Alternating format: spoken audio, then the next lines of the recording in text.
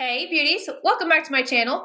Today is going to be my very first updates style video. So I am constantly doing reviews or first impressions. Usually a first impression will be on an eyeshadow palette. Most of the time concealers, powders, most complexion stuff I try several times before I use it. But I've been getting a lot of questions about palettes, about concealers, just about everything that I've recently purchased and talked about. And so I'm going to update you guys on my thoughts on these products. So I just grabbed a few of my recent things that I have had time to test out and other things that I have gotten several questions about. So let's go ahead and start off with the first item. The first one is from McGrath. This is the Highlighting Trio. I still stand by the fact that I really like this product, but nope, I have not picked this one back up. I'm constantly getting asked, should I get this? Should I get the Dior palette or should I get the Charlotte Tilbury? This one I would only suggest if you want something different. Like these highlights are not necessarily everyday neutral toned highlights. So I love this because it's different. It's something different in my collection and it's really great quality. Like McGrath can do no wrong, you know what I mean?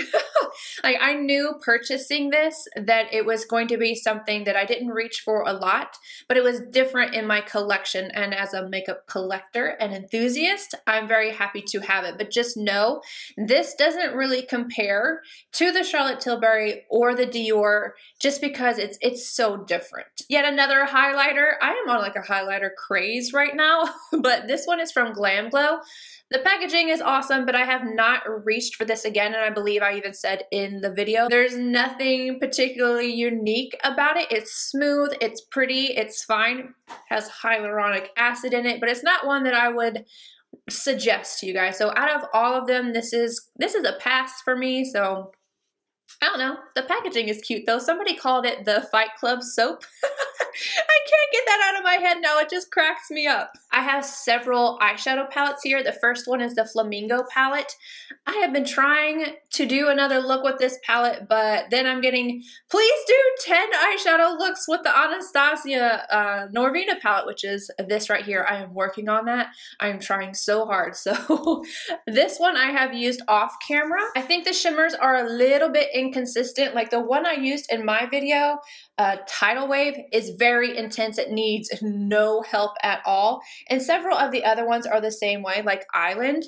But like Flip Flops right here, this one is a little bit more sheer, but I think it's supposed to be that way. And how I have enjoyed using that is basically, I use this shade and another one in a recent video. It's just something I was wearing. But what I do is I prime my eyes first. And I like to use the Tarte Shape Tape or the P. Louise Base in Rumor.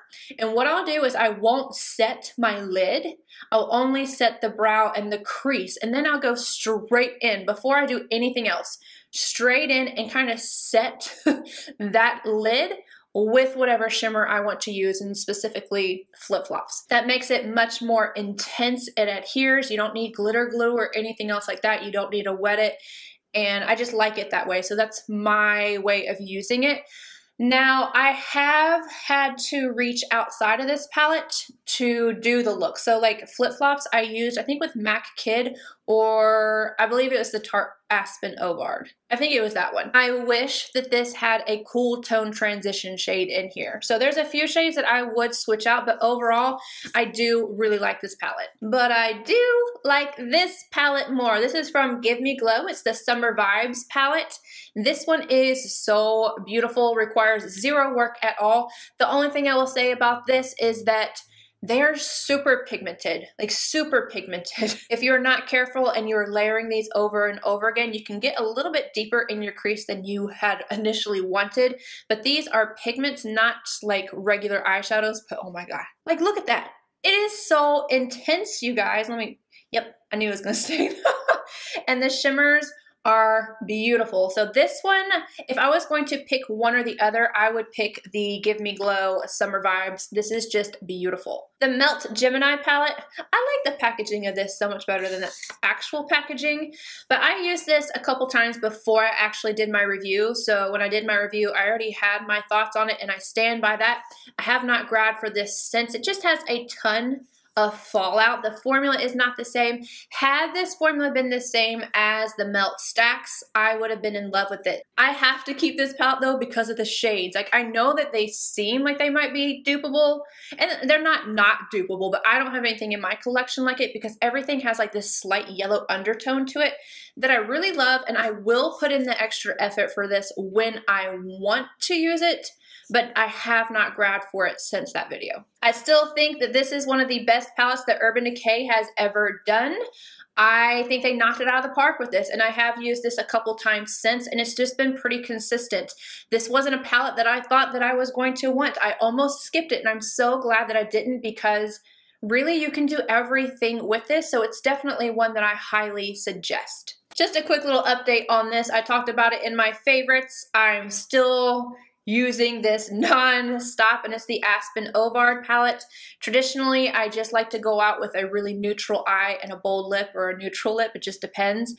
I think I might do my daily go-to look for you guys, and it will be using this palette, so let me know if you want to see that, and I will make sure to do it for you. 3 palettes from Dior. So the first one I have not touched since the video, and this is the Dior Backstage Contour Palette. I mentioned it in the video. This was kind of like a pass. I wasn't going to return it. It's a good quality product, so if you're looking for something, it's good quality, but I have not touched it since, you know. This is one of those items that I could like not have and I would be completely fine with it. I don't know. It's just kind of eh. Now for the little eyeshadow palettes, we have the warm neutrals. I recently wore this in one of my videos. I believe it was Makeup I Love, but I don't use. And this is the cool neutrals right here. So of the two, I definitely think the cool neutrals is better. So this one, I love it. And I actually really like the primer in here. Like, I didn't think I would, but the primer is really great. I've only reached for this probably twice since, but I still really enjoy that one. This one I've only used once, and I like that it's a little bit more cool tone, but the shimmers in here, like the other one didn't have great shimmers, but I feel like the shimmers were just a little bit better in the cool than they are in the warm. Still like it, still gonna keep it. I'm gonna use this for more subtle, like natural cool tone looks. I know you've got a little bit of the warmth. What? You have a little bit of warmth in here, but overall, this is a pretty neutral cool tone. So I like this palette. I don't love this palette. It's not one that I would suggest, whereas this one I would suggest it. So just keep that in mind. The Huda Beauty Loose Baking Powder. I told you guys the only way I would stop using this is if it broke me out. And it did not. I've been using it every single day with several different types of concealers, and I have not had any issues. The smell is still intense. I am a little bit more used to it now, but I love this. I have been using it on the daily, and again, I haven't had any issues, so if you were considering this and you were waiting for me to tell you if I broke out or not, I didn't, so you can grab it. I want to let you guys know that I am still loving my Hourglass Veil powder. I get questions about this all the time. I do not like to use this underneath my eyes because when I set my under eye, I usually set this whole triangle right here, which includes my pores. If I set that area with this powder, it's too much. I need something matte or just less luminous to set this area so it doesn't accentuate it. So I like to use this on the perimeter of my face, either to set or to buff, but I'm still really enjoying this one and I highly recommend it. I know a lot of people like it underneath their eyes. It's just a question I get all the time that I personally don't. Ooh, the next one, the Too Faced Born This Way Super Coverage Concealer. I have been testing and testing and testing and testing this guy out. So I still love it. I still really enjoy this. However, it is not going to kick out the Tarte.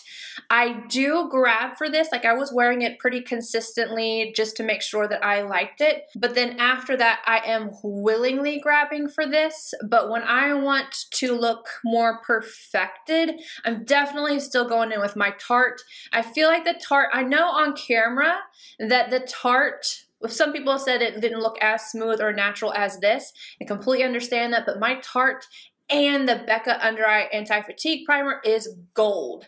Whereas this one doesn't really react as well with that primer. I've been able to get it to work with the primer, but it just doesn't look as good as that combo. So I like this a lot. Definitely recommend it. I will get a lot of use out of this, but it's not knocking out my Tarte. And lastly, I have a foundation. This one is from YSL. This is the All Hours Stick Foundation. Still enjoying this. I'm not wearing it as much. I still love my Dior Face and Body, and then I've been playing in some other ones, but still like this. I've used it probably 3 times since that video, and it's been pretty consistent, still long wearing. I still like it on my skin, so I would recommend this one. All right, you guys, so that's it for the updates. Let me know down below if you want me to continue doing this. I have no problem doing it. If I'm missing anything that you want to know an update on, leave it down below as well. Keep in mind that if I just got it, I just did a review like the Charlotte Tilbury highlighter, the Natasha Denona, stuff like that. I want to wait a little bit before I do updates, so those will be coming as well. I hope you guys enjoyed this. If you did, please give it a thumbs up, subscribe if you're not already, and I'll see you guys in my next video. Bye, guys.